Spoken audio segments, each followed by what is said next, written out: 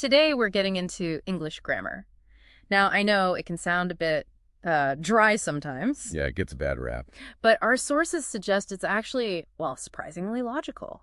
Really powerful, even. Exactly. So our mission today is to kind of unpack that, show you the core ideas, maybe some shortcuts, to really get the fundamental structure of how we communicate in English. Yeah, it's not about dusty old rules you just memorize. Right. We want to peel back the layers, see the system from, the tiniest bits of words right up to full sentences. Yeah. Show how it all connects logically. Okay, so where do we start? Our sources really zero in on this core idea, English as an analytic language. That sounds technical. What does it actually mean for everyday use?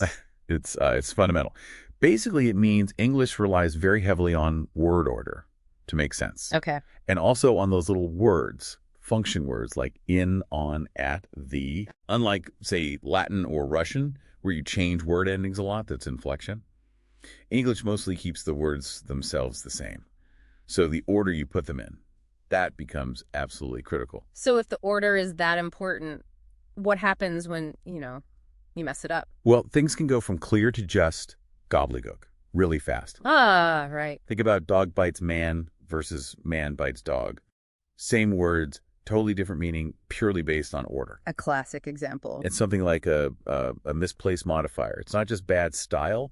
It actually breaks the meaning because we expect things that are related to be close together. Proximity is key. Okay, so word order is king, but English does still have some structure within the words themselves, or even with minimal inflection. Oh, absolutely. We have morphemes. These are the smallest units that carry meaning. Like in a word like unacceptability. Perfect example. Mm-hmm. You've got unmeaning not, except, which is the core verb, obil meaning able to be, and elgo making it a noun. 4 distinct bits of meaning.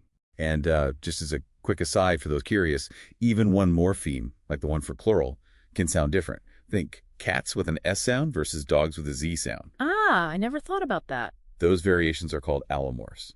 Same job, slightly different form depending on the context, shows how language adapts even at that micro level. Fascinating. This seems to lead into another key idea from the sources.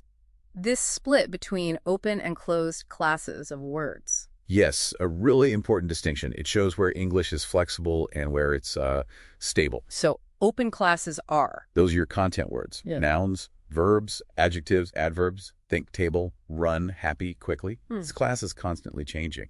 We add new words all the time like selfie or binge watch. Right, words reflecting new technology or culture. Exactly.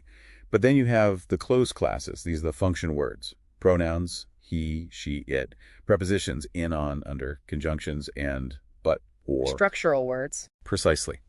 They're like the language's scaffolding. They don't change much, maybe over centuries, but day to day, they're incredibly stable. They hold the grammatical relationships together. It feels like building with Legos, almost. Words go into phrases. Mm-hmm. Like the tall building, or might have seen. And phrases build clauses, which are like mini sentences. Sort of, yeah. A clause needs a subject and a predicate, basically. Who or what is doing something and what they're doing. Okay. And you get different types. An independent clause can stand on its own. The rain fell. Complete thought. Makes sense. But a dependent clause needs help. Yeah. Because the rain fell. You're left hanging, right?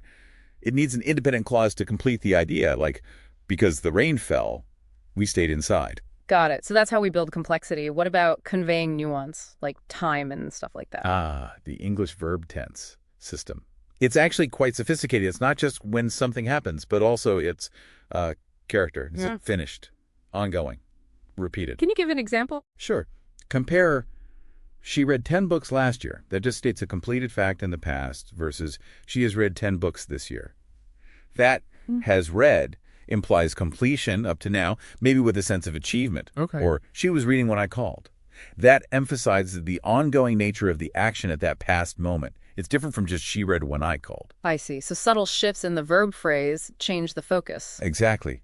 And then you have stative verbs, verbs describing states, not actions, like believe, love, own.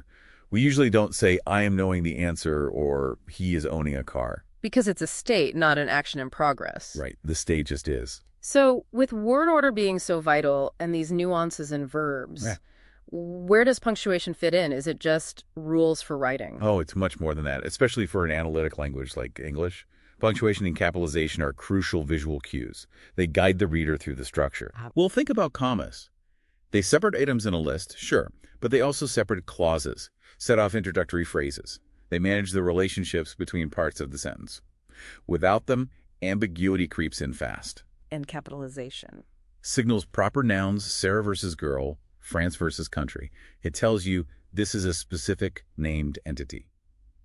Again, it clarifies meaning and structure visually. So these aren't just arbitrary rules teachers invented to annoy us. Not at all. They are functional signals supporting the analytic structure. And when people make errors, it's often because these underlying relationships aren't quite lining up. Like what kind of errors? Well, subject-verb agreement is a big one. The box of cookies is on the table. The verb is agrees with box, the singular subject, not cookies. People sometimes get tripped up by the noun closest to the verb. Right, I've seen that. Or pronoun antecedent agreement, saying each student should bring their book.